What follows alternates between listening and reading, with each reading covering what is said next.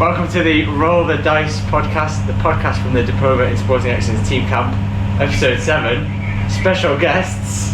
Amazing. Roll the dice. Roll the dice. Right, Roll the Dice, Episode 7. Episode 7. Here we go. Yeah. And today's podcast is coming to you from a lovely room in our hotel in Villaflor. A little bit of a view out the window, if you can see. But it's been a bit cloudy today. So we'll get started. Roll the titles.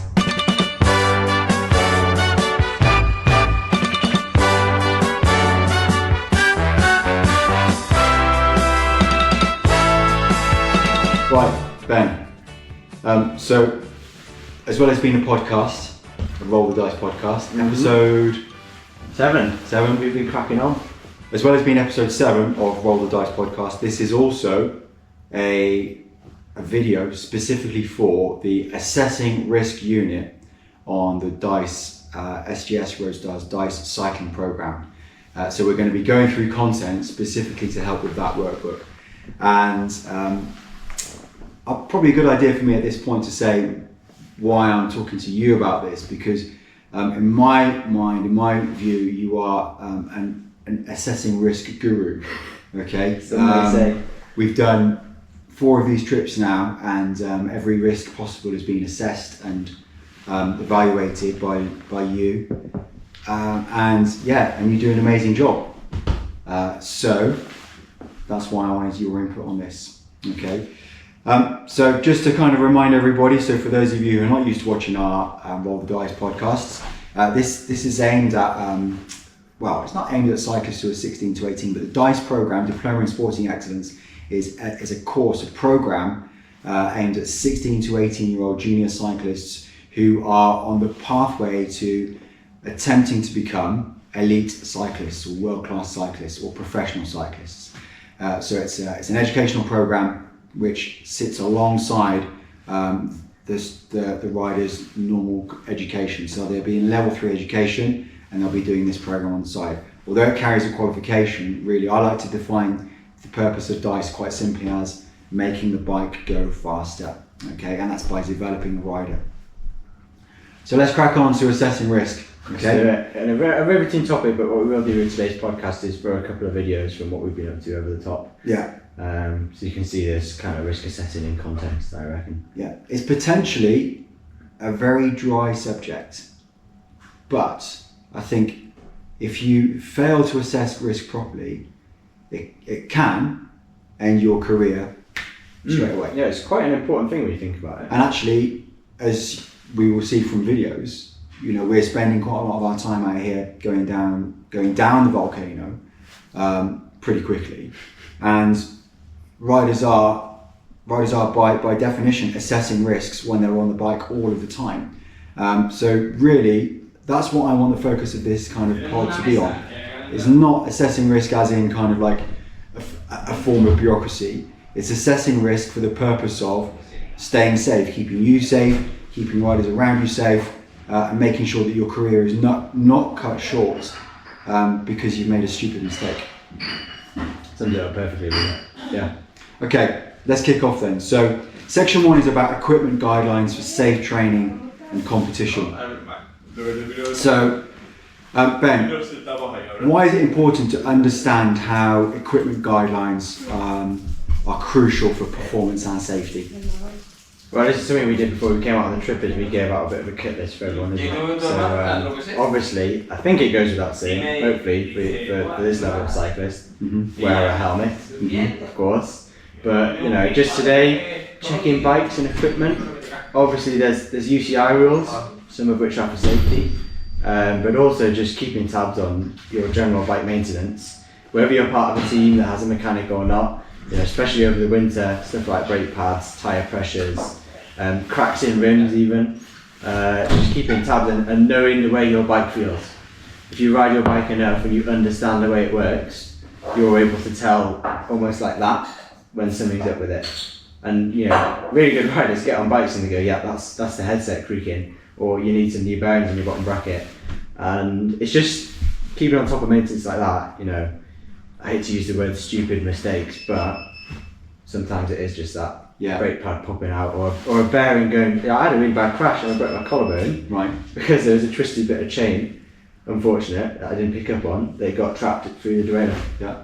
And threw me off the bike basically under the load of a sprint. Yeah. So, things like that, and that was 4 or 5 weeks off the bike. Yeah. So, well, just looking over the top of the camera there, somebody who's just walked into the area is Casey Humber-Kelly. Okay, DiSE Cyclist Supremo, loads of watts. We had to fix his bike, didn't we? We had to take his bike to a shop to get it done. How is that kind of like assessing risk kind of linked, and what was the outcome, or what outcome did we prevent? I think that could have quite easily been missed, but like we were saying, the best cyclists understand the way their bikes work. And here he is, come and have a seat next to Nick. The best cyclists understand the way that their bikes work, and I think it might have been either Casey or Will who picked up on it. It was like a squeal on the front disc, wasn't it? Yeah. Brake. And actually, you could go, well, just the disc is a bit dirty, or what it actually was like fluid on the disc, wasn't it? Yeah, it's like leaking out. What was the decision we took in terms of like riding that day? We decided to leave it for that day, go bike shop that night, and then it held for a couple of days and then came out again, so we had to get it fixed again, and it turned out to be the hose had worn through in the frame from where it sucked a bit, wasn't it, not riding, but Yeah. I think at the end of the day it was probably a decent decision. I'm in one piece tonight. So. Exactly, you're in one piece. Yeah. So unfortunately you missed out on a short ride, and you did the climb of the Taylor ride. Yeah. But we had you in the car for episode 5, That's it. which will link. Your training lost was the podcast game, mate. Yeah. But at the end of the day, like you say, you were so sensible about it, because what's one ride versus the brakes failing and missing a whole season. So yeah, that's what we're on about with checking equipment, especially just before you go for a ride, because it can just leak overnight. And Who was it that discovered the brake? Was it you, Casey, that discovered it? Yeah, like I pulled it and like you can feel it weren't right. And I said to Will about it, and then he started looking around. And you can feel a bit of Yeah. the vibe and fluid. So here's an example, right? Like Casey's not discovered that like 80 kilometers an hour down the side of a volcano. Yeah. He's actually testing the bike out like in the hotel before you'd actually do the ride. And Right. it probably could have been quite easy to go, oh yeah, it just feels a bit off today, it might just be a bubble in the system. Yeah. But actually you went, no, let's check that Yeah. before you ride, and But it's as simple as that. Really good that you It's did. as simple as that. So like Casey's an experienced rider, right? So intuitively he's going to be doing those things, but not every rider who's experienced is going to remember to do that. So a less experienced rider is going to find out that the brake hose is leaking at the wrong time. Okay, you're experienced. You probably do it without thinking about it actually. Yeah, just like You get on the bike and you play around with it. Yeah. But really for this workbook, it's as simple as that. Because you might think, well, how does the bike go? How are we making the bike go faster by making sure the brakes are working? Well, because we want the bike to go faster under control when you want it to go faster. Not like when you're coming up to a hairpin, and you can't take off any speed. yeah, pull the brake and go flying over the barrier. Yeah, exactly. So it's as simple as that. So yeah, mate, that is excellent. Cool. Becoming a podcast regular. That's I it. know. Yeah. Is this costing us anything, Casey? 20 quid an hour. Do you want to plug your Instagram if anyone wants to follow you? Yeah. What's your Instagram? 20 quid an hour is pretty good actually. I think we'll take him up on that. Oh yeah. Yeah. We've just got to keep the podcast short. Give it a follow. Follow Casey on Instagram, check out what he's up to. Cheers, guys. Nice one. Cheers, See you in a Casey. In a bit. Right, I'm just going to take my coat off. Right, with some DiSE magic that you can expect from this podcast, I'm going to take my coat off. Ready? Okay. That's high quality stuff right there. As if by magic. As if by magic. By the way, why am I wearing a coat in Tenerife? So, we're about 1,600 metres up. And up here it's about, what temperature would you say it is? It's 10 degrees. It's 10 so degrees. cold today. It's like raining. And we've just come from Los Cristianos where we dropped the car off and it was probably about 24 down there. So, difference is when you come up here and you're into the clouds, it can get quite cold. Yeah, it's freezing. So we are really in Tenerife. Right, let's move on then. So let's look at section 2. So section 2 is about health, safety and security checks. I suppose we've sort of covered this really, but I want to think about role-based safety checks here then. So, like thinking about things like in terms of their personal health, the venue where they're riding, or the route that they're taking, security measures in terms of looking after their belongings. Like, what kind of things spring to mind there for you?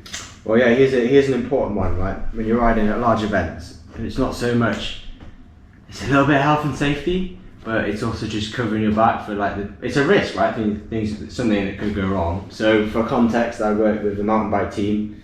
I'm not going to say who, but what we always do is make sure our pits are secure, i.e. nothing's left lying about. We make sure bottles of water that we use are sealed, they haven't been tampered with. And also, just stuff like locking up your bike. Major cycling events, it just screams that unfortunately there are people who will come to these events just to steal bikes. So it's sort of health and safety, it's knowing the venue, making sure you've got the right accreditations, etc. But also, sounds a bit overboard, right? But it could be something as simple as someone's put a different mix or nutrition thing in your bottle. It may not be malicious, but it's just that sort of thing. So just keeping your head on a swivel. So something I want to ask you about there that you touched on, why do you check that the bottles are not being tampered with? What are you checking for in terms of what are the potential risks there? Well, like I said, right, if we make sure we have sealed bottles from the shop, i.e. the seal around the rim isn't broken, we can pretty much guarantee that it hasn't been tampered with maliciously, or someone's accidentally put some supplement in there or whatever it is. Because also, I'm sure on DiSE that clean sport is covered. Not all supplements are 100% UK anti-doping. Not all supplements are listed on there because they contain traces of other stuff. But yeah, it's just making sure that your personal property, your equipment, none of it's being tampered with. Yeah. So I mean, kind of on that theme, it always kind of strikes me as really risky when you see riders taking bottles off of spectators at the side of the road, and actually drinking it, because anything can be in there. Yeah, or letting random punters fiddle with your back. Yeah. Let me just have a look at this. You should have a trusted mechanic, whether it's your parents or an actual shop. Especially when it comes to important components. But it's this sort of thing where you're listening, you think this is really over the top, but actually all it takes is one malicious person or one accidental supplement. And actually, here's a point for junior cyclists, right? It's more prominent, I'm going to say it's more prominent in mountain bike downhill, unfortunately. Juniors hanging around people who are basically smoking stuff like weed and cannabis, and getting second-hand inhalation, and then being tested positive. Yeah, it does happen. Yeah, and you might not have took it yourself, but that's the sort of thing where you have to be uber cautious. Tampering with bottles and being around people who could potentially cost you a career or worse, reputation. So it sounds extreme, but this is the sort of thing you have to think about when you're a cyclist. Yeah, I mean, you don't have to think about this kind of thing when you're not an elite cyclist or you're not an aspiring pro, but actually, what you're talking about there, Ben, is kind of like protecting your brand, isn't it? Oh yeah, not reputational risks. Yeah, I mean, your reputation as a rider is really important at this stage, because no team is going to want to hire someone who's got a checkered past of failing drug tests because they were taking well, I suppose not even taking risks, but being careless really with where they are, who they're hanging around with, when people might be smoking weed or taking bottles off of people who they don't know. So yeah, I think these are really, really good points actually. This is the other thing about this. Everyone on DiSE is aspiring to have a high level career in cycling or sport, and it's realizing that even as a junior, you basically have to live the life of a cyclist. It's not like your normal 9-to-5 job. Doesn't mean you can't go out and enjoy yourself, but it's about thinking about these things even when you're off the bike. Yeah. Just to protect yourself. Yeah. Okay, section 3 is about hazard ID, hazard identification and reporting. And this will be something that you're very familiar with, Ben, in the other roles that you have outside of outside of DiSE. So why is identifying and reporting hazards essential for personal and team safety? So thinking about common hazards in cycling, it could be road, could be off-road, weather, and then like reporting protocols, how does that work? What are your thoughts around that? Because I'm sure you've got a ton of experience on this. Well, yeah, Nick's referencing there that day to day. Usually, you can find me in the woods with a bunch of kids in tow because I'm a mountain bike coach, and inherently that comes with a lot of hazards. However, I personally feel more stressed or more hazard aware when I'm riding on the road, because there are certain risks and hazards that you can control, and there are certain risks that you can't control. And these are the ones you have to be more aware of, right? I think it's probably worth saying at this point for the DiSE riders that risk assessing is an equation that your brain is constantly doing. Okay, so risk equals consequence times likelihood. And we talk about this loads on our trips out here, because what you can do is identify the risks, but what you can't do is control how likely they are to happen, because that's dictated by your environment, right? So how likely is it for a car to pull out in front of me while I'm riding along down the road? Well, on the side of the mountain out here, where there's no junctions and it's just one straight road, the likelihood is pretty low, and we can identify that. However, riding through some of the villages and towns where it's really busy and the parking spaces and junctions are perpendicular and the visibility of those is quite low, the likelihood skyrockets. And you might think, well, what can we do about that?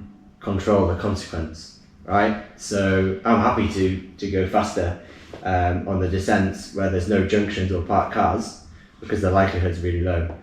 But as soon as it starts to rise, the likelihood of a car pulling out in front of me, for example, the only thing I can do about reducing that risk is reducing the level of consequence, i.e. ride a little bit slower, so you can either stop in time, or, God forbid a car does pull out in front of you, you hit them at a slower speed essentially, and you're more likely to just brush off a bruise or a cut than a serious injury.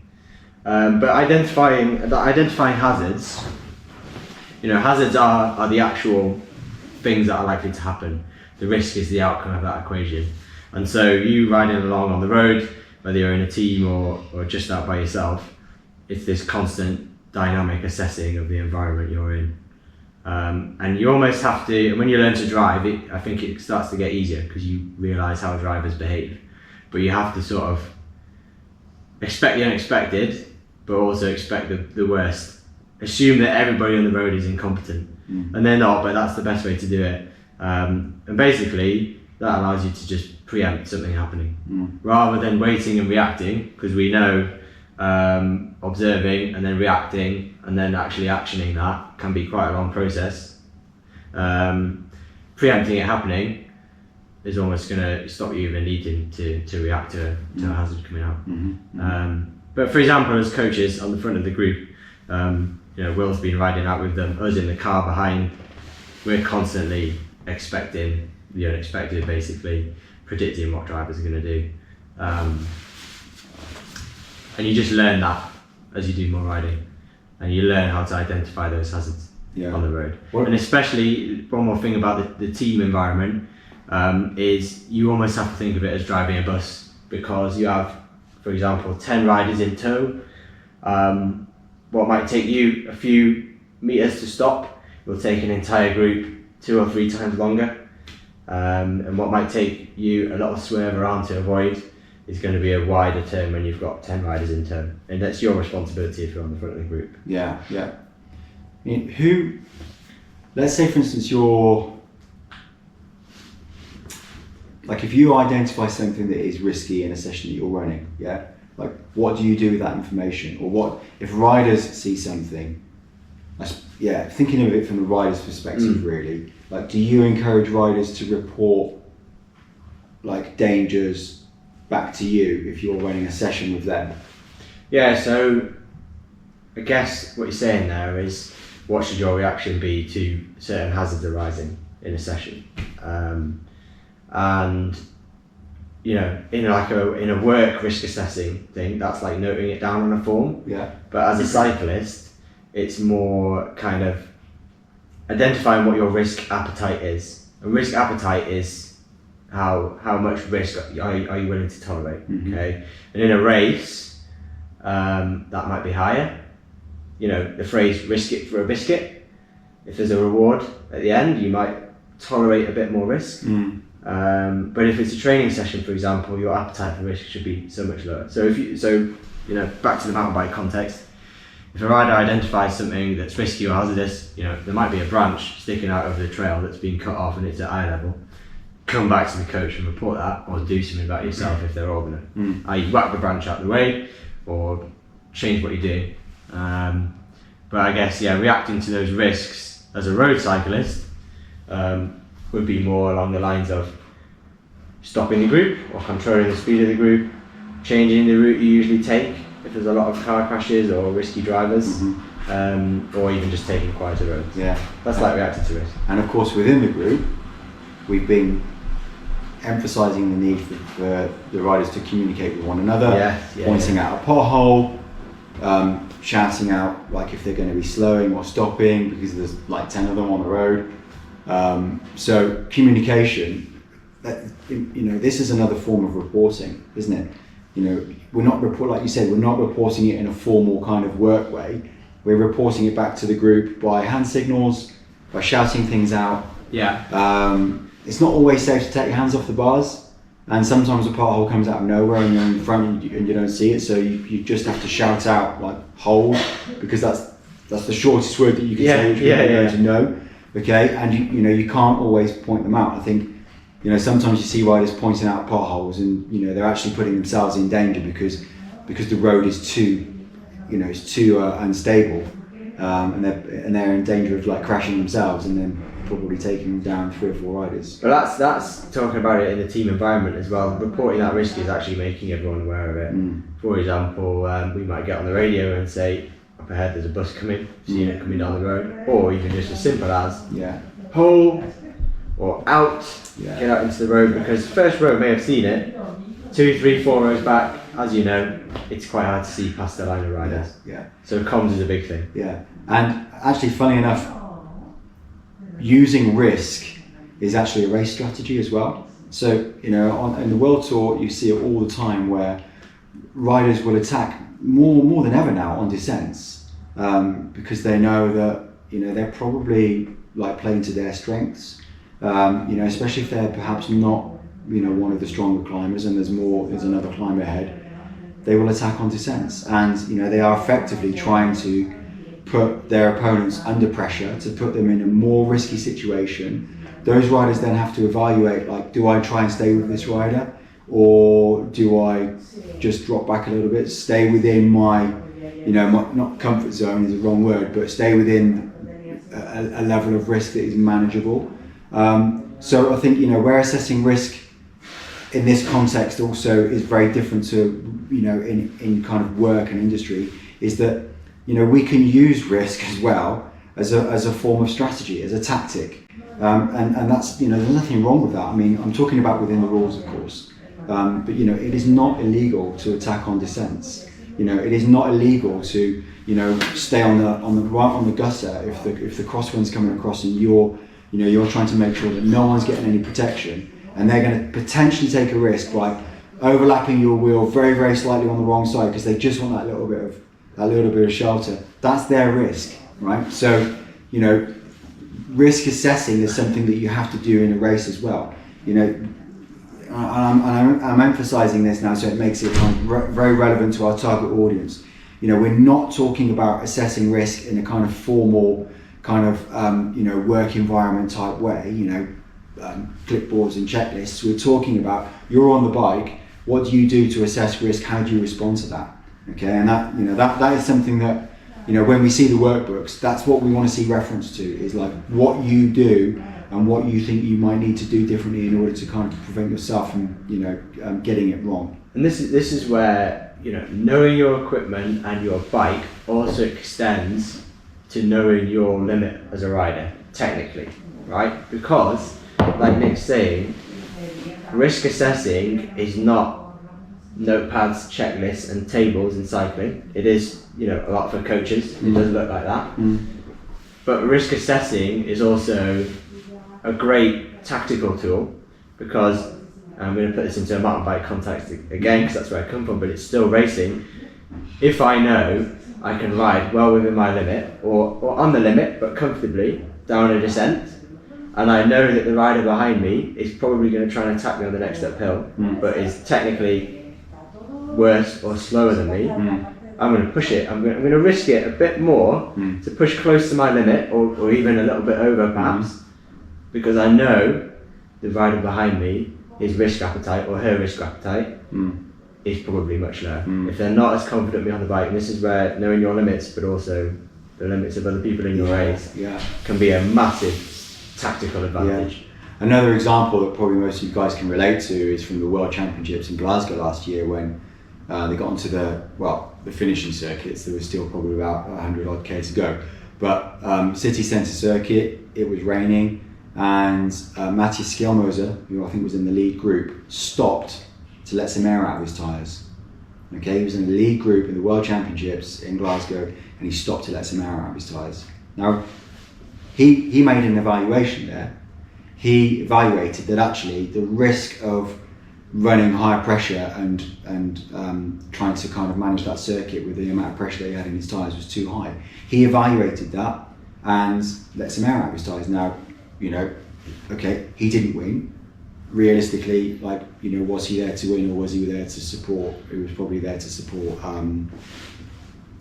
Pedersen. But to do his job in protecting Pedersen, had to be able to stay upright, keep it rubber side down, as they say. So there's a great example of World Tour riders assessing risk during a race and doing something about it.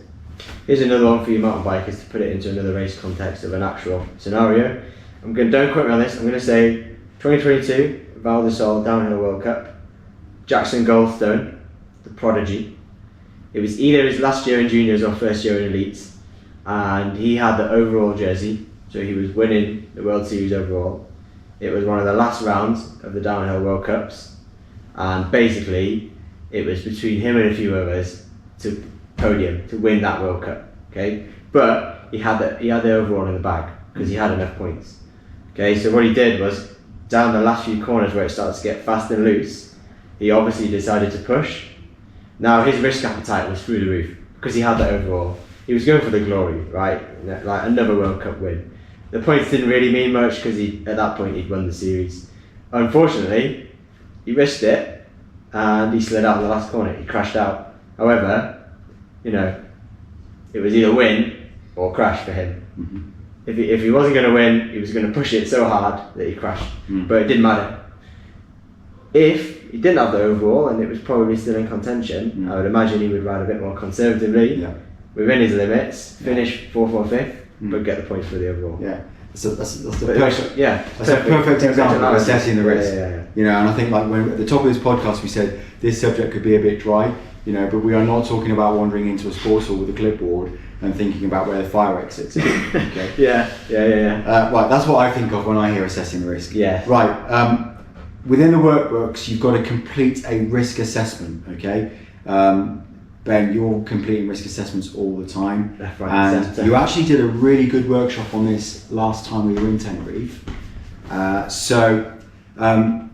With reference to the table that these guys are going to be filling out, which is very similar, if not the same, as what you use. What are the kind of, walk us through the basics here. So identifying the risk, evaluating its impact, taking steps to mitigate risks. Give us a little example of that. Yeah, unfortunately, get your clipboards and hard hats out. This is the clipboard bit. It is necessary in cycling sometimes. And a lot of my life constitutes staring at risk assessments. But I always use that formula, right? So this is the workshop we did last time. Working across the table that you're going to have to fill in.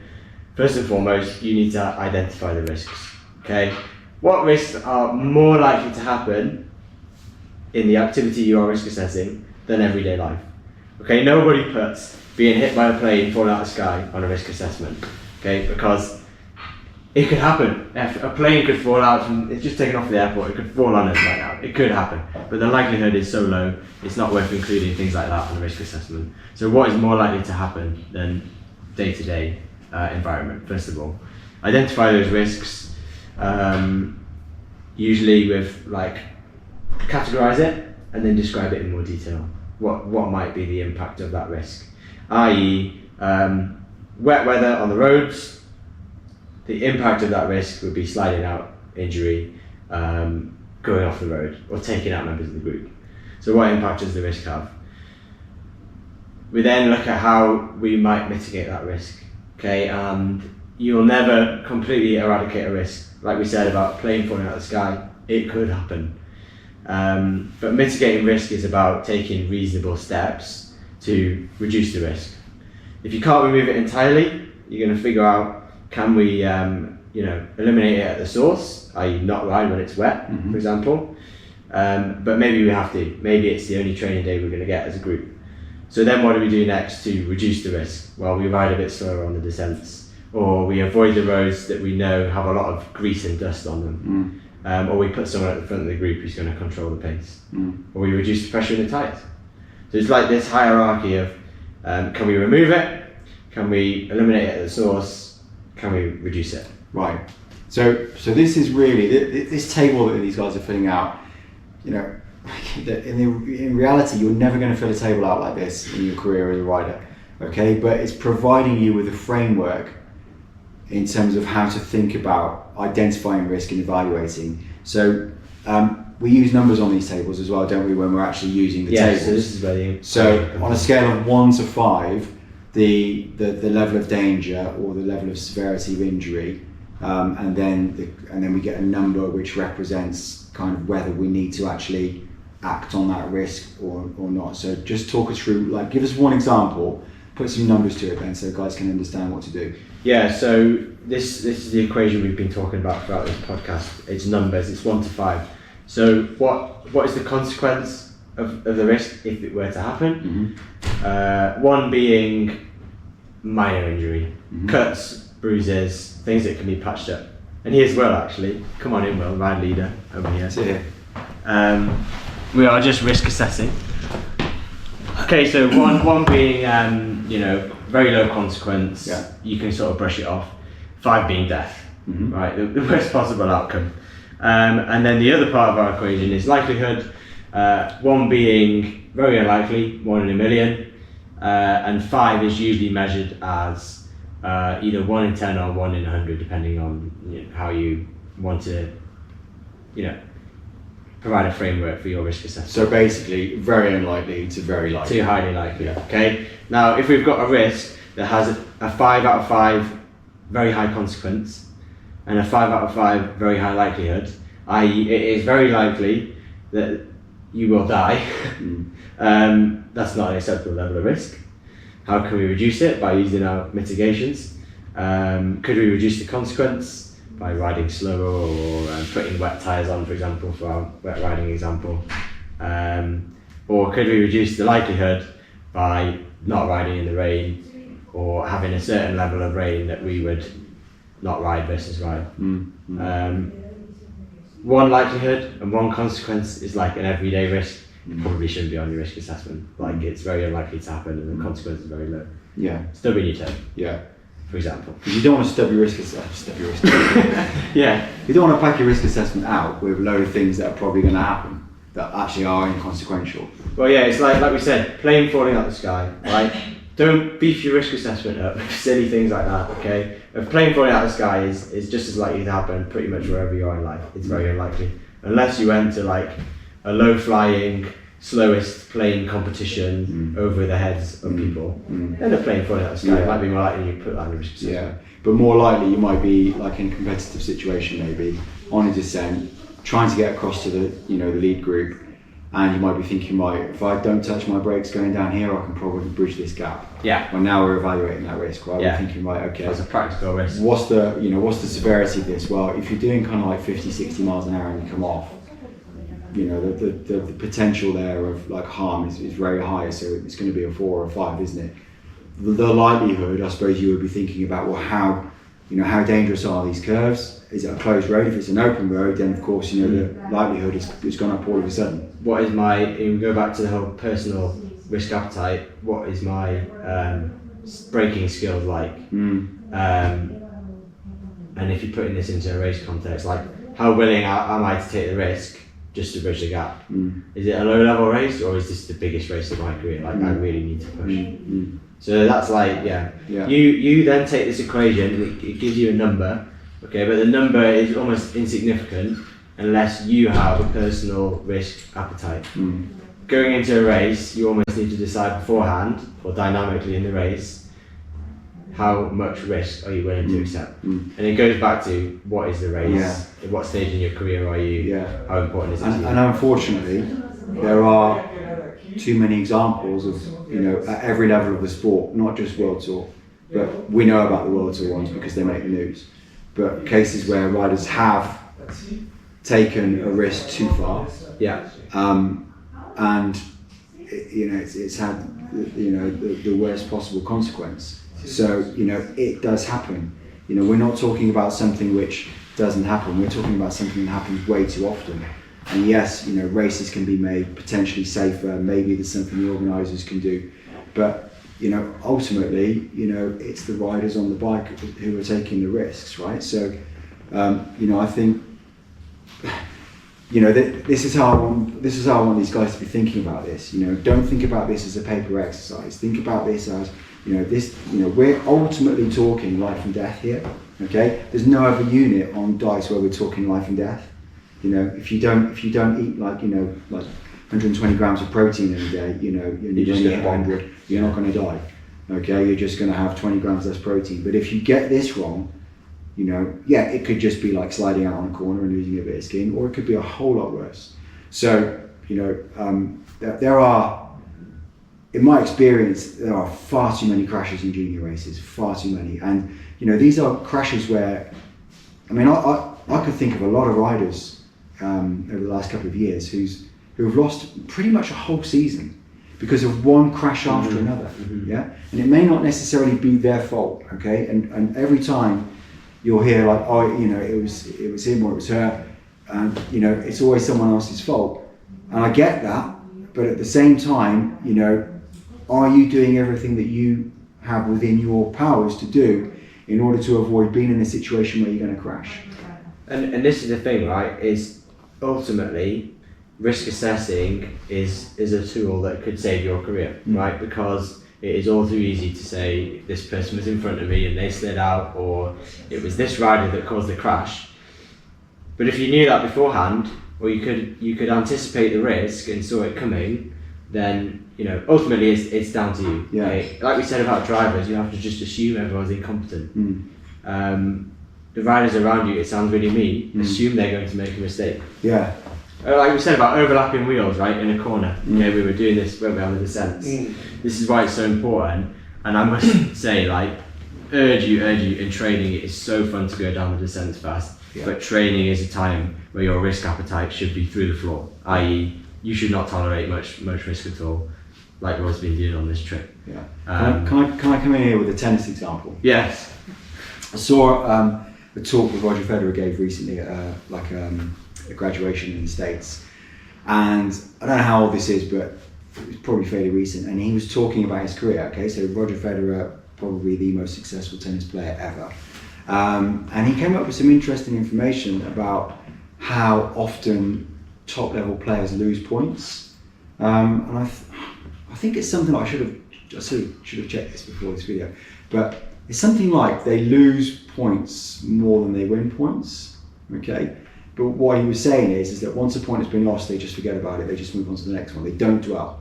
Okay, now the reason why I think this is relevant here is because taking risks here, there and everywhere is unnecessary. If you think about that analogy with tennis, taking risks, more times than you don't take risks is actually going to, that's probably going to lead to overall, a pretty disastrous career as a bike rider.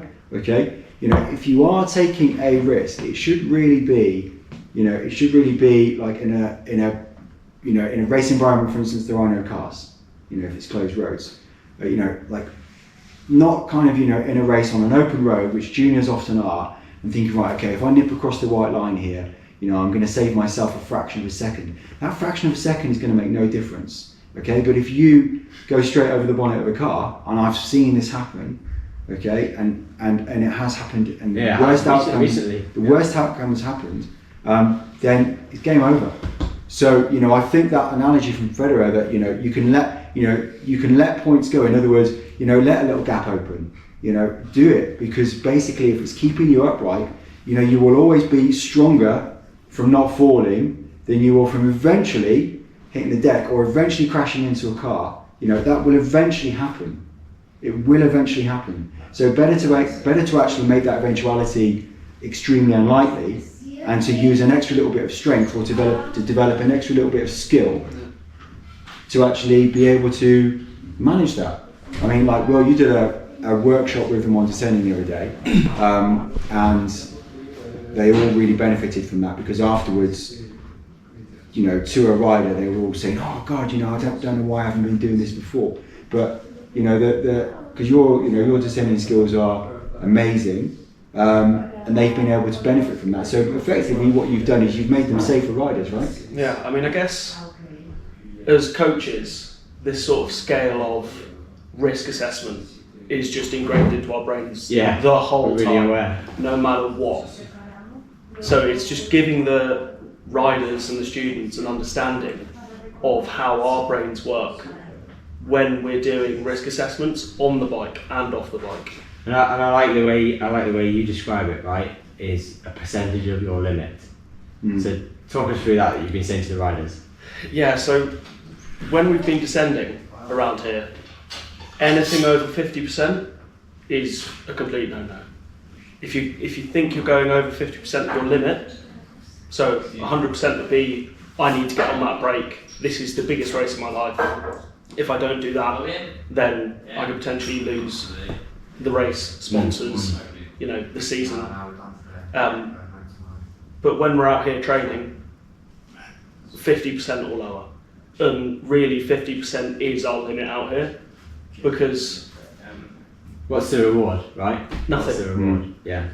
So it goes back, if you want a phrase to remember it all, it goes back to risk it for the biscuit, doesn't it? If there's no biscuit available, why on earth would you risk it? No. Yeah, if there's no reward, if there's no reward, if there's no biscuit, don't risk it. Okay, it's not worth it. Yeah. And also, I think it's quite evident out here. People have different experiences on the bike. So your 50% might be the person in front of you 70%. Yeah. How do you know that? You haven't ridden with them before. So this whole thing that we're saying when we're on the bike and we're descending, leave each other a lot of room, because you don't know when that person's gone, oh, round this corner I'm really at 70%, a little bit where I wanted to be at 40, oh my God, how do I sort this out? And then eventually, sometimes straying towards the white line, which is a big no-no. Like 50% of Will's limit is going to be drastically different to 50% of a beginner. Well, this is the point, right? And this is the point of refining, learning skills, practicing skills, refining them. I've been on loads of either bike races or training rides with riders who are going downhill fast, but I know they're not in control. They're staying upright, on a wing and a prayer. Okay, now. I've spent 8 weeks, no actually 6 because I didn't do these two. I've spent 6 weeks following well down descents, right? And, you're totally in control, totally relaxed. I'm actually losing ground on you because I'm at my limit of being totally relaxed and totally in control. And this is the difference. This is the difference between someone, because you're a downhiller, right? So that's your bread and butter. But this is someone who's going downhill. I know for an absolute fact, if something was to come around the road on the wrong side, or something like that, or or it was a corner that we'd never done before, I know for an absolute fact you would manage that. Okay, so you're going fast, but it's control, and this is where assessing risk and skill acquisition overlap, right? Because you don't get better by pushing it until you actually go over the side of the mountain. No. Do you? It's not that type of, we can't really do trial and error. All right. So, listen, if you want to learn how to descend, you need to be on this camp, right? Oh yeah, You need to it needs to be on impressed. DiSE. But this, I mean, the last thing on that, right, is the tactical thing we were talking about, right? So, you know, you're following someone like Will down the descent, you know he's a better descender than you are. Big up Will. Will is not risking it to go down this descent fast. No, exactly. Okay, but if this is a race scenario, you know, and you're pushing the limit and you're veering near that white line and your wheels are locking up on entry to the corner, you know, and Will's singing his favourite song as he's flying down this descent, okay, your risk appetite is far, far different than Will's. He's not risking it, yours is through the roof. So that is where you need to make a tactical decision, okay, can I then get him on the uphills? Or where would be a comfortable point on the course for me to make an overtake? Or just do I put a little bit more effort in to bring him back on the flat and uphill? And he's got bloody good singing voice as well. Oh yeah, yeah. So he's great singing and he's disappearing off down there. Excellent. Cool. Right. Yeah. That's assessing risk. Yeah, there you go, assessing risk. The camera got too hot, so we're finishing this on the phone. But what I was saying is, if you've got this far as a DiSE cyclist, then you should have, because you need to fill in your workbooks. If you got this far because you're a cyclist and you are, like, sadistically interested in risk assessing, then, you know, congratulations. Reach out to Nick, he'll probably send you a clap if you've watched this far. Yes. And if you want to ask anyone who's an expert about assessing risk and you're not sure about your workbook, you could always drop a message to Ben. Oh yeah, it'll be a riveting conversation. Anyway, this has been a long podcast, so should we wrap it up? Let's wrap it up. Let's wrap it up. That has been Roll the Dice podcast, episode 7. He's been Will Raymond. Yeah, you've been Nick Tilly. And you've been Ben Scaife. And that has been the Roll the Dice podcast. Unfortunately, probably the last one from Tenerife, but Yes. hopefully we will be beaming to you from the UK over winter, where it's probably going to be a bit colder. The last one from Tenerife for now. For now, growth mindset. Yet. Yeah. Alright, we'll see you in the next one.